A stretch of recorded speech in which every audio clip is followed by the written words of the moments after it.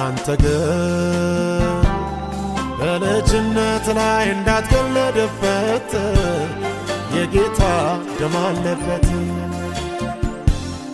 አንተ ግን በልጅነት ላይ እንዳትቀለድበት የጌታ ሞት አለበት። ኃጢኡም ወደፊት ይስራው ጻድቁም ወደፊት ይስደቅ ለሁሉም እንደየሥራው ዋጋ ለሚከፈለው። ኃጢኡም ወደፊት ይስራው ጻድቁም ወደፊት ይስደቅ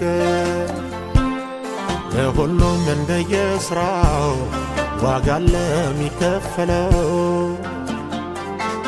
አንተ ግን በልጅነት ላይ እንዳትቀለድበት የጌታ ደም አለበት። አንተ ግን በልጅነት ላይ እንዳትቀለድበት